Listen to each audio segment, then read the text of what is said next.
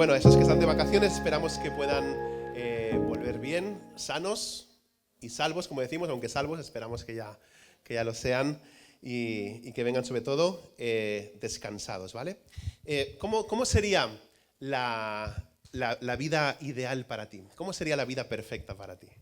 ¿En qué piensas? Cuando piensas en una vida perfecta o en tu mejor vida o la vida ideal, lo que a mí me gustaría, ¿en qué piensas cuando te hacen esta pregunta? Imagino que para cada uno de nosotros será muy, muy diferente, ¿no? La respuesta. Para algunos puede ser que la vida perfecta o ideal sería estar tumbado en una playa en el Caribe con el agua turquesa bajo una palmera, tomándose un coco bien frío con ron o sin ron o lo que sea, o un refresco bien fresquito y poder estar ahí bien, ¿no? Para otros tal vez sería disfrutar de la familia, de los amigos. Para otros la vida perfecta sería, pues a mí me gustaría tumbarme en el sofá de mi casa y hacer una maratón de Netflix y ver, yo qué sé, todas las películas del Señor de los Anillos, del Hobbit y todo, y estarme pues 10 días viendo la tele sin parar o alguna serie de mis series favoritas. Eso sería para mí la vida perfecta, ¿no? Para otros sería disfrutar de un trabajo. Hay gente a la que le encanta trabajar, lo digo en serio, y le gusta trabajar y que les desafíen en sus trabajos y tener nuevos retos y superarse. Así que algunos están deseando pues poder trabajar, ¿no? Para poder disfrutar. Sea como sea que sea solos o sea con otros en nuestro trabajo o en familia o en nuestros hobbies, todos tenemos actividades que nos encantan y que haríamos continuamente o regularmente si nos fuera posible. Eso es desde nuestra perspectiva. Ahora, tu mejor vida a lo mejor se ve diferente, o la vida ideal a lo mejor se ve diferente desde la perspectiva de Dios, ¿no? O no, o a lo mejor no tan diferente, a lo mejor no del todo. No hay nada malo en estas cosas que estaba nombrando, ¿no? No hay nada de malo de por sí. Pero hoy vamos a ser desafiados con esta expresión que utiliza el apóstol Pablo en la carta a los Efesios, donde hemos llegado ya al capítulo 4, y él nos habla de despojarnos, quitarnos el viejo hombre, dice, y vestirnos del nuevo, ¿no? En un sentido figurado, él está hablando de deshacernos. Cuando estábamos cantando hace un momento que él lo hace todo nuevo, es lo mismo que estamos compartiendo, que estoy predicando ahora en este momento. El llamado o esa figura o esa imagen del apóstol Pablo es a que nos deshagamos de todas aquellas cosas que forman parte de nuestra vida antes de conocer a Cristo, que podemos dejar de lado todo aquello que pertenecía a esa vida pasada sin Cristo y nos podamos vestir de esas nuevas ropas de Cristo, caminando en verdadera fidelidad y santidad. Así que vamos a estar viendo en esta tarde cómo debe andar un creyente. Si vamos a unas páginas atrás ahí del capítulo 4 de Efesios rápidamente y echas un vistazo a Efesios capítulo 4, versículo 1, dice así: por eso yo que estoy preso por la causa del Señor, os ruego que viváis de una manera digna del llamamiento que habéis recibido. Es decir, que viváis de una manera digna al llamamiento que habéis recibido. Hace unas semanas Máximo nos compartió esta imagen que tenéis aquí en la pantalla de esta balanza, que nos sirve hoy también para recordar nuestra posición en Cristo, y al otro lado está nuestro andar con Cristo, nuestra práctica como cristianos, ¿no? Nuestra posición mientras caminamos en la vida cristiana hacia la santidad que Dios quiere producir en y a través de nosotros. Lo primero que vimos en el capítulo 4 de Efesios es que debemos andar en unidad. Eso es lo que decían los versículos del 1 al 16. Y me encanta lo que dijo John Stott. Dijo: estamos llamados a ser un solo pueblo, por lo tanto caminamos en unidad. Pero también estamos llamados a ser un pueblo santo.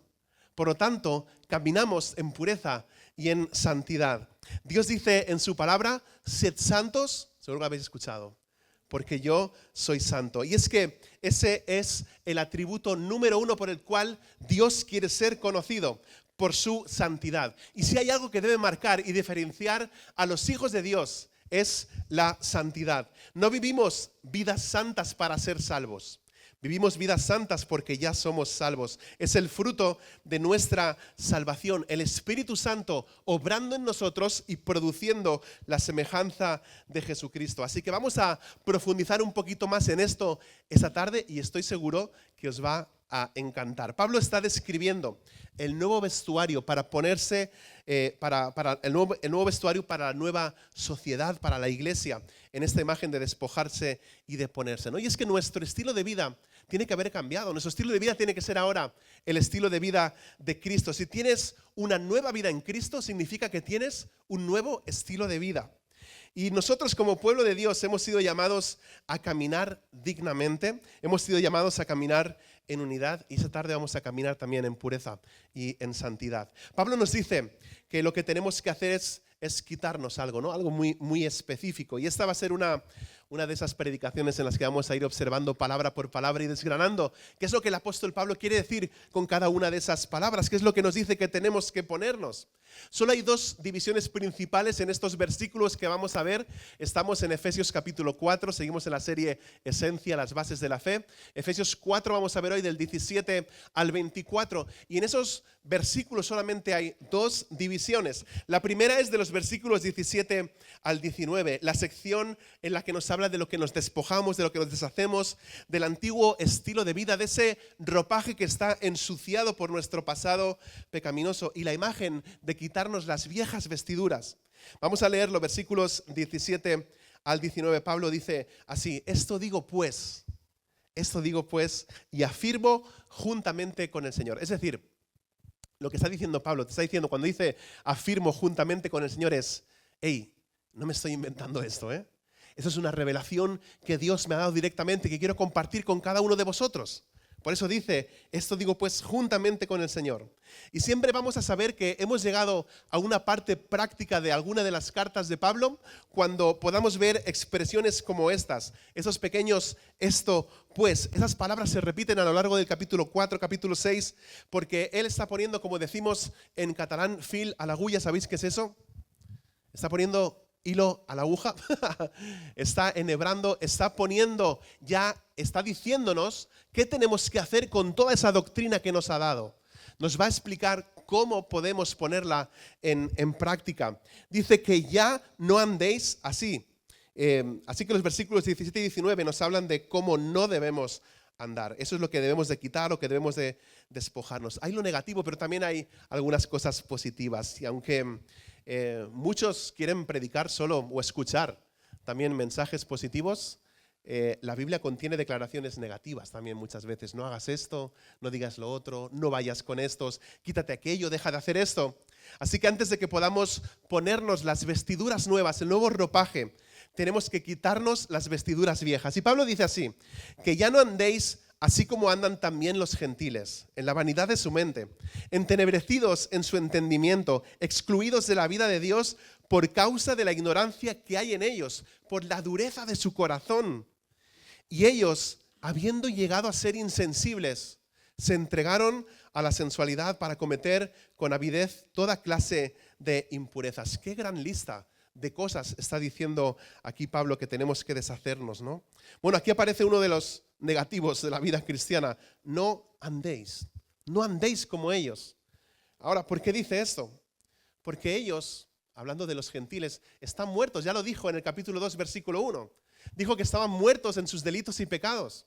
Entonces, por eso no debemos andar como ellos. Hemos de andar en novedad de vida. En nuestros días, antes de Cristo, estábamos muertos también nosotros en nuestros delitos y pecados. No sé si te acuerdas de eso. No sé si te acuerdas de eso en tu propia vida. Pero debemos caminar una nueva vida ahora que somos el pueblo de Dios.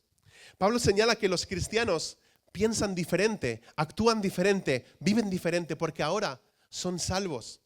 Y quiero que observemos ¿a dónde quiere ir Pablo? ¿A dónde nos quiere llevar en estos versículos 17 al 23? Él usa la palabra mente dos veces y después en el versículo 18 usa la expresión entendimiento y luego ignorancia. Es decir, está describiendo cómo éramos antes de ser creyentes, cómo éramos antes de conocer a Cristo. Nuestras mentes, nuestro entendimiento estaba entenebrecido, estaba oscurecido, no había conocimiento, es lo que está diciendo.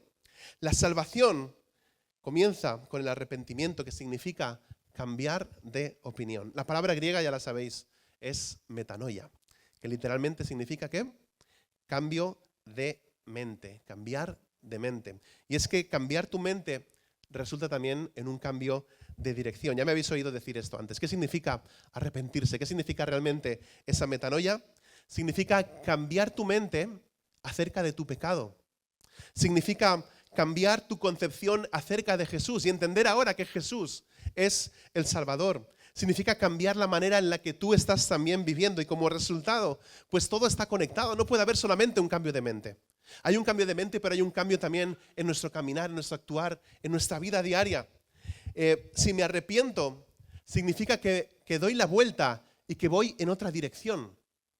Significa que damos un cambio de 180 grados. No sé si habéis oído alguna vez a algunos predicadores que dicen dar un cambio de 360 grados. Pero entonces vuelves al mismo punto, ¿no? Entonces es 180, ¿vale? Si voy hacia allí, 180 grados. Ahora voy hacia el otro lado. Si estoy viviendo en pecado, si estoy siguiendo la oscuridad de mi mente, si me arrepiento, eso significa entonces que me doy la vuelta y que voy en la dirección totalmente contraria. Arrepentirse es dejar los pecados que antes amábamos y mostrar que realmente nos afligimos y que hemos dejado de hacerlo. Si decimos, me arrepiento, pero seguimos pecando, entonces quiere decir que no nos hemos arrepentido realmente. No hemos realmente hecho esa metanoia, ese cambio de mente y tampoco hemos cambiado la dirección en nuestras vidas. Ahora, ¿qué es lo que está mal en la mente de la persona que no es creyente, del que no es salvo? ¿Qué está mal con su mente? Dice, esto digo pues y afirmo juntamente con el Señor, que ya no andéis así como andan también los gentiles en la vanidad de su mente. Cuando Pablo dice que ya no andéis así como andan los gentiles, te recuerdo que la iglesia en Éfeso eran gentiles. Así que ellos estaban recibiendo esta carta y estaban leyendo, oh, qué bien, Pablo nos ha escrito una carta, vamos a ver lo que nos dice, somos gentiles, a ver qué dice para nosotros, ya no caminéis como los gentiles. ¿Este era el mensaje? Si soy gentil, no soy judío, y me está diciendo que no tengo que caminar como los gentiles. ¿Cómo me sentiría yo siendo gentil recibiendo esa carta por parte de Pablo?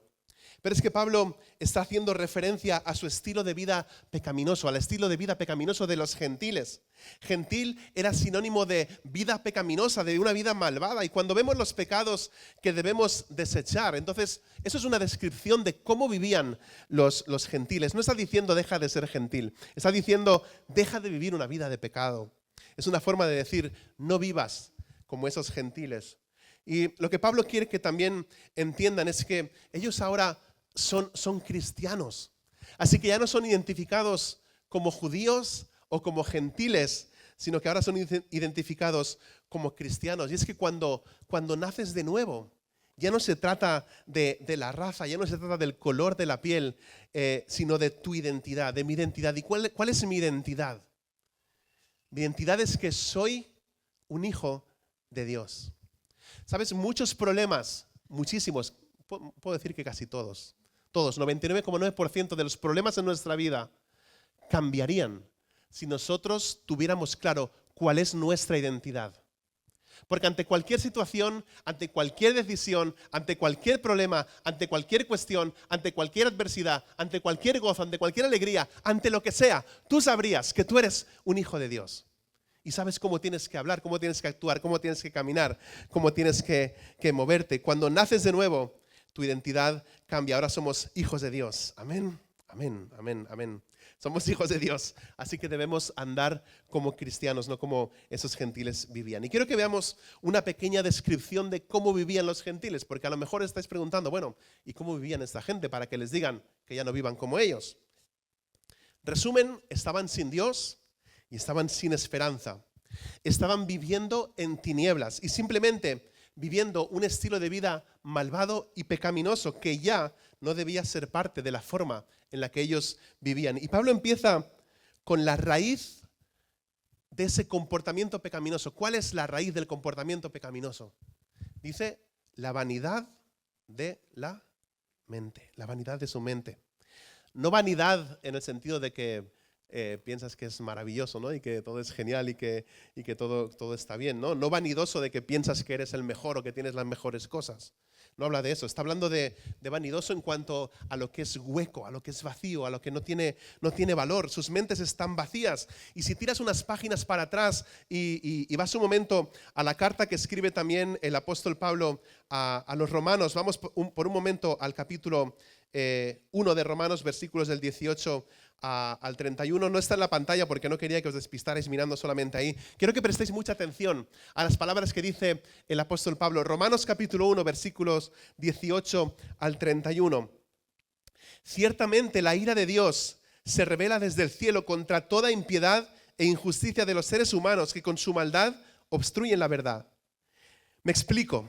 Lo que se puede conocer acerca de Dios es evidente para ellos, pues Él mismo se lo ha revelado. Porque desde la creación del mundo, las cualidades invisibles de Dios, es decir, su eterno poder y su naturaleza divina, se perciben claramente a través de lo que Él creó, de modo que nadie tiene excusa. A pesar de haber conocido a Dios, no lo glorificaron como Dios, ni le dieron gracias, sino que se extraviaron en sus inútiles razonamientos y se les oscureció su insensato corazón. Aunque afirmaban ser sabios, se volvieron necios y cambiaron la gloria del Dios inmortal por imágenes que eran réplica de un hombre mortal, de las aves, de los cuadrúpedos, de reptiles. Por eso Dios los entregó a los malos deseos de sus corazones, que conducen a la impureza sexual, de modo que degradaron sus cuerpos los unos con los otros. Cambiaron la verdad de Dios por la mentira, adorando y sirviendo a los seres creados antes que al Creador, quien es bendito por siempre. Amén. Por tanto, Dios los entregó a pasiones vergonzosas. En efecto, las mujeres cambiaron las relaciones naturales por las que van contra la naturaleza. Asimismo, los hombres dejaron las relaciones naturales con la mujer y se encendieron en pasiones lujuriosas los unos con los otros. Hombres con hombres cometieron actos indecentes y en sí mismos recibieron el castigo que merecía su perversión. Además, como estimaron que no valía la pena tomar en cuenta el conocimiento de Dios, Él a su vez los entregó a la depravación mental para que hicieran lo que no debían hacer. Se han llenado de toda clase de maldad, perversidad, avaricia y depravación. Están llenos de envidia, homicidios, disensiones, engaño y malicia. Son chismosos, calumniadores, enemigos de Dios, insolentes, soberbios y arrogantes, inventores de maldades, se rebelan contra sus padres, son insensatos, desleales, insensibles, despiadados. Saben bien que según el justo decreto de Dios, quienes practican tales cosas merecen la muerte. Sin embargo, no solo siguen practicándolas, sino que incluso aprueban a quienes las practican. Qué fuerte, ¿no? Este texto de Romanos capítulo 1, estos versículos, es un texto paralelo a este de Efesios capítulo 4, versículos del 17 al 24. Pablo está hablando aquí en Romanos de la degeneración en picado de la humanidad, de cómo está cayendo sin freno, suprimiendo la verdad de Dios y terminando diciendo que Dios los entregó a una mente depravada. Pero yo te quiero preguntar otra cosa. ¿Alguna vez has visto un no creyente y te has sentido reflejado en cómo era tu vida antes de conocer a Cristo? ¿Me he explicado? ¿Vuelvo a hacer la pregunta? A ver si me acuerdo. No, sí, es broma. ¿Alguna vez has visto un creyente y al verlo, al ver su vida, te has sentido identificado con cómo eras tú y cómo era tu vida antes de conocer a Cristo? A mí me ha pasado algunas veces. Y cuando me he sentido así y me he identificado, he pensado, pero Pablo, tío, ¿qué te pasaba por la cabeza? ¿Qué tenías en la mente? ¿Por qué hacías tú también esas cosas? Y el problema, nos dice aquí, o en mi caso, es que yo tenía una mente depravada, una mente rota, no funcionaba. Por eso ahora que eres cristiano, ahora que soy cristiano, debo tener una mente renovada. Es un proceso constante de ser renovado por el Espíritu en nuestra mente, ¿no? Por medio de la palabra y el Espíritu de Dios renovando nuestra mente. Y eso al final afecta en la manera en la que nosotros vivimos. Estos no creyentes y nosotros, antes de conocer a Cristo, teníamos mentes que eran vanas, que estaban vacías. Es como el libro de Eclesiastés, donde dice vanidad de vanidades, todo es vanidad, que en realidad significa que es como perseguir pompas de jabón. ¿Habéis visto a los niños jugando con las pompas de jabón? Bueno, niños y adultos, porque a mí también me encanta mojar ahí el palito y soplar y que salga la pompa de jabón. Y mojas y soplas y salen por ahí las pompas de jabón. ¿Y qué hacen los niños? van corriendo detrás para cogerlas, pero no pueden ir y coger una de esas pompas de jabón y guardárselas una semana en casa y luego volver a ver cómo está esa pompa de jabón. ¿Qué es lo que pasa cuando tú la tocas? Cuando la coges, esa bomba explota, peta, como decimos, ¿no? Desaparece, no te la puedes llevar. Son tan frágiles que no hay nada, no tienen nada dentro, están completamente vacías. Y la palabra en realidad tiene ese concepto de perseguir pompas de jabón. En tu mente solo estás persiguiendo el vacío. Cuando observamos nuestra cultura actual a nuestro alrededor, vemos que esto se desarrolla y se reproduce con mucha claridad. Alguien dijo que nuestro mundo actual posee mucho conocimiento, pero muy poca sabiduría. Y es que el principio de la sabiduría es el temor del Señor, o el temor de Jehová, o el temor a Dios. Y si rechazamos a Dios, entonces estamos rechazando la verdadera sabiduría. Tenemos medios mejorados para fines que no están mejorados. Tenemos toda la tecnología, tenemos todos los avances científicos y médicos, pero todavía estamos depravados en nuestra cultura. El corazón del hombre no ha sido cambiado, no ha sido transformado. ¿Por qué el pensamiento de una persona que no conoce a Cristo se dice que está vacío, que es hueco, que es fútil, como dicen algunas traducciones? Si quieres apuntar, hay 4 razones. La primera es porque sus mentes son vanas, o la primera razón por la que sus mentes son vanas o vacías es por la oscuridad. Dice versículo 18, que están entenebrecidos en su entendimiento. Oscuridad. La persona que no conoce a Cristo piensa que es iluminada porque rechaza las Escrituras y se agarra de las últimas filosofías que aparecen por esa tierra más modernas. Nadie puede ser verdaderamente inteligente sin un profundo conocimiento de la Biblia, de las Escrituras, de la palabra de Dios. Entonces no pueden conocer a Dios. Y hay un montón de gente altamente educada, ¿no? La mayoría recibiendo más información de la que pueden absorber, pero no conocen a Dios y no conocen su palabra. Nuestros niños aquí en esta tarde en Bethel Kids saben más de lo que saben muchos sabios en esa tierra, porque ellos saben que en el principio Dios creó los cielos y la tierra. Pregúntale a uno de nuestros niños y piensa en lo profundo que te acabo de decir y lo simple que es esto. En el principio Dios creó los cielos y la tierra. Tenemos a toda esta gente tan inteligente, súper enamorada de la evolución y de la edad de la tierra, todas esas cosas, y piensan que todo eso es científico, ¿no? Y nuestros niños pequeños abren la Biblia y lo primero que ven es, en el principio creó Dios los cielos y la tierra. ¿Cómo propones que todos estamos hechos a imagen de Dios y que todos somos iguales a los ojos de Dios si no hemos sido creados? Si todos evolucionamos, pues entonces algunos han evolucionado un poco más, ¿no? Algunos nos hemos deshecho del pelo, no gastamos jabón ya, no gastamos peines, no nos miramos al espejo, hacemos la siesta y nos levantamos sin necesidad de volvernos a peinar. Nunca lo habías pensado, ¿no, Carlos? Es una evolución. Ya llegaréis algunos, ya os veo por ahí. Pero sí, como digo, si todos evolucionamos, pues hay algunos que han evolucionado más, ¿no? Y que están más avanzados. Hay especies más débiles, hay especies superiores. Y sobre todo, ten en cuenta que estás aquí por accidente y que no vienes de ninguna parte y que no vas a ninguna parte, ¿no? Ese es el lema. No hay ningún propósito en eso, así que tu mente se vuelve vacía, se vuelve vana, se vuelve fútil, viven en la oscuridad. Y empieza aquí con el resultado de las mentes vanas en oscuridad. Y en Romanos 1:21 Pablo dice, pues, aunque conocían a Dios, no le honraron como a Dios ni le dieron gracias, sino que se hicieron vanos en sus razonamientos y su necio corazón fue entenebrecido. No pueden pensar correctamente acerca de Dios o de cualquier asunto espiritual, porque el hombre que no ha sido, o la mujer que no ha sido regenerado, no puede pensar correctamente acerca de Dios. Segunda de Corintios 4, del 3 al 4, dice, y si todavía nuestro evangelio está velado, para los que se pierden está velado, en los cuales el Dios de este mundo ha cegado el entendimiento de los incrédulos, para que no vean el resplandor del evangelio de la gloria de Cristo, que es la imagen de Dios. Es decir, sus mentes están oscurecidas, sus mentes están cegadas. ¿Os acordáis de la semilla que se siembra y no echa raíces? Ahora, la segunda razón por la que sus mentes son vanas no es solamente la oscuridad, sino que viven en la muerte.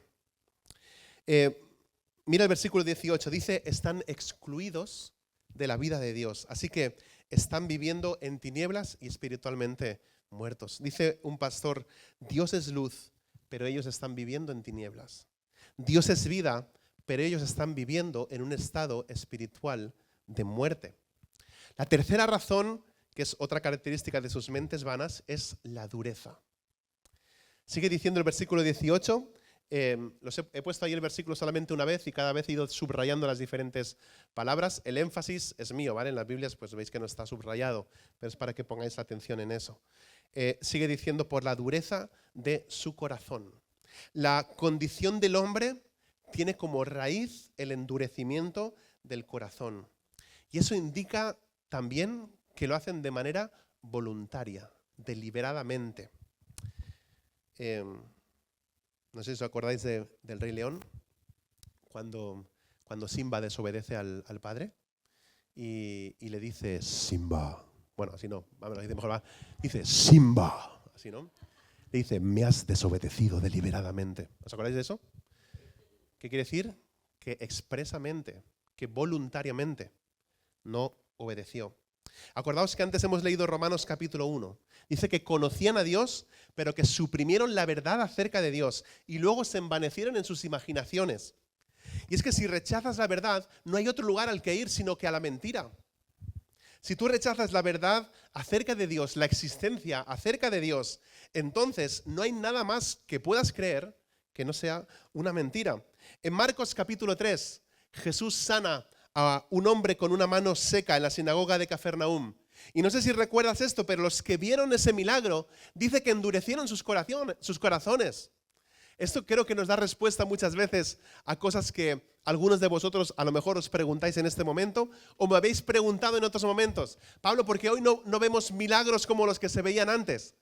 Yo creo que si predicamos y vemos milagros, la gente se convertiría más al evangelio. No. Estuvieron con Jesús. Vieron a Jesús en Cafarnaúm sanar la mano seca. ¿Tú sabes lo que tiene que ser eso? Un tipo con la mano colgando ahí seca y que Jesús lo sana y que esa mano empieza a cobrar vida y vuelve a ser restaurada y está bien. Y dice que las personas, no que les contaron, los que estaban allí lo vieron. Los que estaban allí y lo vieron, rechazaron la palabra de Dios y endurecieron sus corazones. Y es la misma palabra que se utiliza aquí cuando dice endurecer el corazón. Describe la incapacidad y la falta de voluntad de reconocer o responder a la verdad de Dios. ¿Os acordáis cuando Jesús contó la parábola del sembrador y la semilla? La semilla es la palabra de Dios y la tierra es el corazón de la persona que recibe esa palabra. Pero dice que una de las semillas cayó en un camino, que el camino estaba ¿qué? Estaba duro, estaba apretado, estaba trillado. Y por consecuencia la semilla no pudo echar raíz en ese lugar. Y sigue diciendo la parábola que los pájaros que estaban por el lugar veían las semillas y bajaban, las picoteaban y se las llevaban. No podían echar fruto, no podían echar raíces ni dar fruto. Representa este corazón endurecido del que Satanás roba la palabra de Dios cuando se siembra. No producen fruto, no responden a la palabra de Dios. De nuevo, en Romanos 1:18, Pablo dice que ellos suprimieron la verdad, así que ellos son responsables de su corazón duro. Le compraron un perrito a un muchacho y le dijeron que lo podía tener dentro de casa, pero que no se podía llevar el perro a su habitación por la noche. Así que cuando llegó la noche, el muchacho, ¿qué hizo? Cogió el perrito y se lo llevó para su habitación. Y estaba con su perrito ahí en la habitación, pero de repente escuchó en las escaleras que su madre subía para ver cómo estaba. Así que este muchacho cogió el perrito, abrió el baúl de los juguetes, metió el perrito dentro del baúl de los juguetes, cerró la tapa y se sentó encima. Y cuando entró la madre, le dijo, aquí no está. No está el perrito en la habitación. Y sabes, esto es lo que hace el incrédulo. Pone a Dios en una caja, se sienta en ella y niega la existencia de Dios. Así es como sus mentes están vacías de la verdad. La cuarta característica de esta mente es la insensibilidad. Primero hay oscuridad, luego hay muerte y habla de oscuridad o entenebrecimiento en su conocimiento, en conocimiento de Dios, hay muerte en su relación con Dios, luego hay dureza de corazones y la cuarta y última, versículo 19, cuarta y última, no quiere decir que estoy acabando, es la insensibilidad. Habla de la insensibilidad. Fijaos que dice, y ellos habiendo llegado a ser insensibles, o literalmente dejaron de sentir. Dice así el texto, y ellos, habiendo llegado a ser insensibles, y ahora Pablo describe cómo vivían los gentiles, se entregaron a la sensualidad para cometer con avidez toda clase de impurezas. La descripción que está haciendo Pablo es de la manera insensible en la que vivían los gentiles. Y en realidad creo que se parece mucho a nuestra cultura, a la cultura que nos rodea.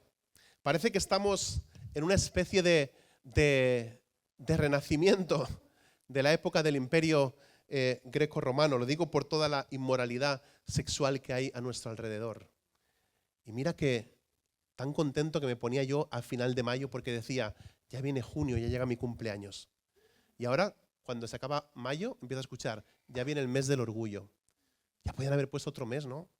Que me da igual cualquier otro, al final que hagan lo que quieran, ¿no? Ellos sabrán si rechazan a Dios o no. Pero tío, el mes de mi cumpleaños, el mes de junio. Ahora cada mes de junio, las banderitas de colores en todos lados. En fin.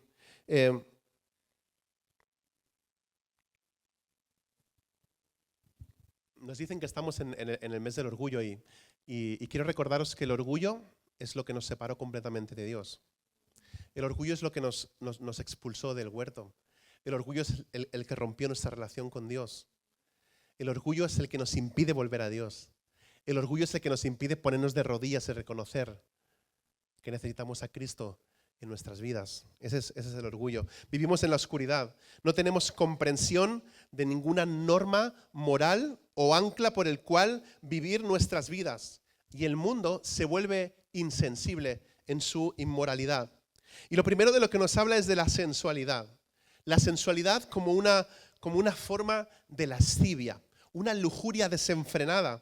Vivir sin restricciones en un desenfreno sexual perverso, entregados a sus deseos sexuales sin ningún tipo de vergüenza, sin reservas.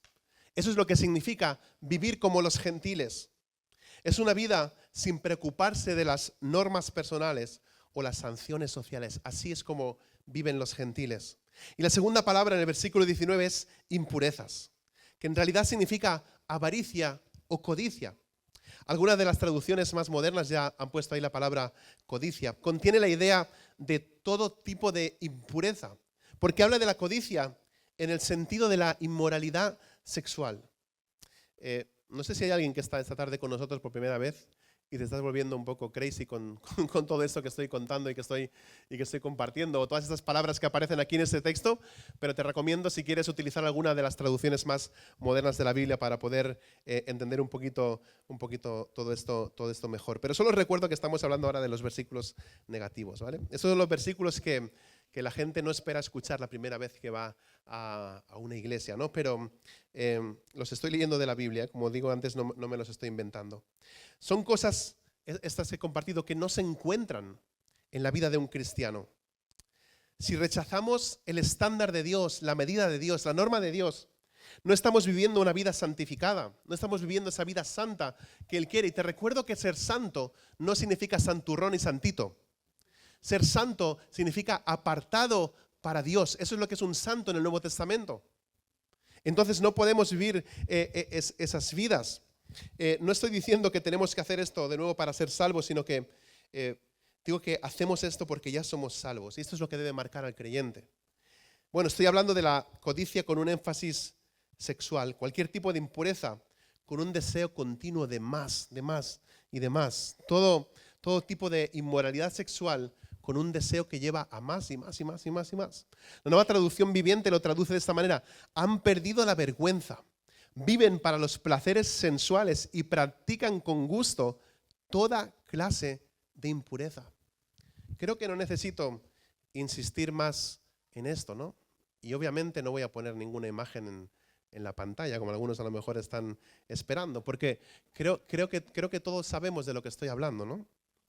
No sé si alguien habéis oído hablar de los 10 mandamientos. Creo que sí, ¿no? No sé si os acordáis del 10º mandamiento. El 10º mandamiento dice, no codiciarás. Y no codiciarás una serie de cosas. ¿Sabes cuál es la primera cosa en esa lista de cosas a no codiciar? ¿No codiciarás qué? La mujer de tu prójimo. Eso es lo primero en la lista de no codiciar. No codiciarás la mujer de tu prójimo.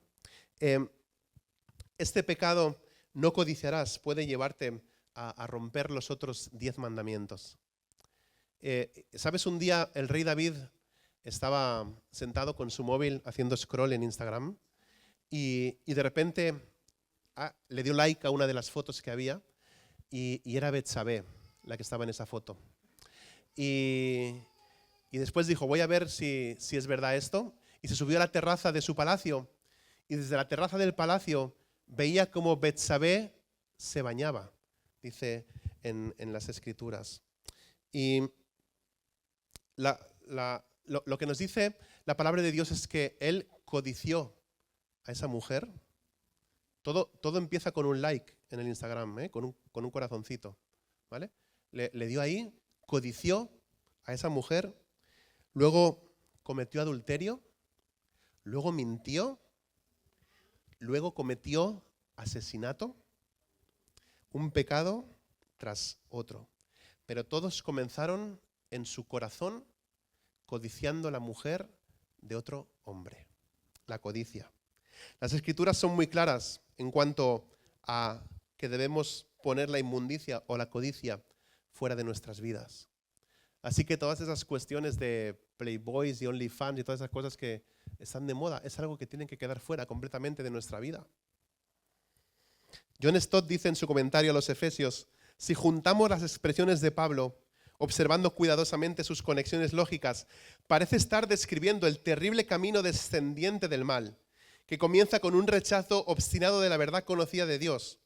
Y sigue diciendo él, primero viene su dureza de corazón, después su ignorancia, siendo oscurecidos en su entendimiento. A continuación y en consecuencia son alejados de la vida de Dios, ya que Él se aparta de ellos, hasta que finalmente se han vuelto insensibles y se han entregado al libertinaje, ávidos de practicar toda clase de impurezas. Así la dureza de corazón conduce primero a las tinieblas de la mente, después a la muerte del alma bajo el juicio de Dios y finalmente a la temeridad de la vida. Habiendo perdido toda sensibilidad, la gente pierde todo autocontrol. Es exactamente la secuencia que Pablo elabora en la última parte de Romanos capítulo 1. Eso es lo que está diciendo John Stott acerca de Romanos 1, comparándolo con Efesios capítulo 4. Bueno, ahora viene lo positivo, versículos del 20 al 24, ahora sí que vamos a ir acabando. Ahora va a hablar de la ropa que debemos ponernos. Y podríamos decir que en los versículos 17 al 19 nos habla de las ropas sucias, de la vieja vida que no debemos usar ya más como cristianos. Y aquí está el contraste en el versículo 20. Dice, pero vosotros no habéis aprendido a Cristo de esta manera. En otras palabras, esto no es lo que Cristo os ha enseñado. Y dice, si en verdad lo oísteis y habéis sido enseñados en Él, conforme a la verdad que hay en Jesús. Y me encanta esta expresión y lo que sigue, que lo tenéis ahí. Que en cuanto a vuestra anterior manera de vivir, os despojéis del viejo hombre que se corrompe según los deseos engañosos y que seáis renovados en el espíritu de vuestra mente. Y os vistáis del nuevo hombre, el cual, en la semejanza de Dios, ha sido creado en la justicia y santidad de la verdad. Como decía, si es la primera vez que lees estos versículos, puedes buscar la Nueva Traducción Viviente, que tal vez es un poco más dinámica y más fácil para entender. Pero hay muchas verdades teológicas en estos versículos que a veces son difíciles. Ser cristiano es aprender de Jesús. Ser cristiano es ser enseñado por Jesús. Es vivir en la esfera de Jesús. Es ser transformado a la imagen de Jesús. Fijaos que no dice habéis aprendido de Cristo. ¿Qué dice? Habéis aprendido a Cristo. O sea, no hemos aprendido solamente acerca de Cristo, hemos aprendido a Cristo. Cuando realmente recibes la enseñanza del Espíritu a través de su palabra, estás aprendiendo a Cristo. Estás llegando a ser más como Cristo. Entonces, la mejor manera de crecer en la santificación es sumergir mi corazón y mi mente en la palabra de Dios. Todos los días, diariamente. Sumergirme siempre en la palabra de Dios. Hay muchas maneras en las que en las que Dios nos santifica, pero ninguna de ellas traerá santidad a la vida de un cristiano sin un conocimiento de la Biblia, de la palabra de Dios. Por eso, si descuidamos nuestras Biblias, es que entonces empezamos a vivir vidas también derrotadas. Aprender a Cristo es más que aprender acerca de Cristo. En realidad conlleva la idea de aprender a vivir a Cristo. A veces cuando estamos leyendo la Biblia y el Espíritu de Dios nos habla a través de la palabra y decimos, el Espíritu me ha hablado, he leído algo hoy y el Espíritu me ha hablado. O sigues leyendo y puedes decir, es que he sentido como Dios me hablaba a través de este texto, de esta palabra, ¿no? Pero también podemos decir, Cristo me ha hablado. Cristo me ha hablado porque es el Espíritu de Cristo. Cristo nos habla a nosotros y a su pueblo a través de su palabra. Él es el maestro. El maestro no es el pastor o quien enseña la Biblia. El maestro es el Espíritu Santo. El maestro es el Espíritu de Cristo. Es Cristo mismo. Así que si estás leyendo tu Biblia o escuchando un mensaje de la palabra de Dios o este mismo mensaje en esta tarde enfocado en Cristo Jesús, estás aprendiendo a Cristo y Cristo te está enseñando. Estás sentado a los pies de Jesús y Él dice, mis ovejas oyen mi voz y yo las conozco y me siguen. Podemos aprender esto de los cristianos de Éfeso, así que escuchemos con atención.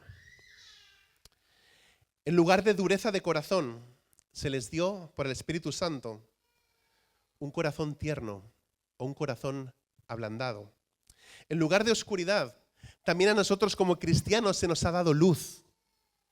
En lugar de muerte, se nos da vida. En lugar de insensibilidad, se nos da santidad.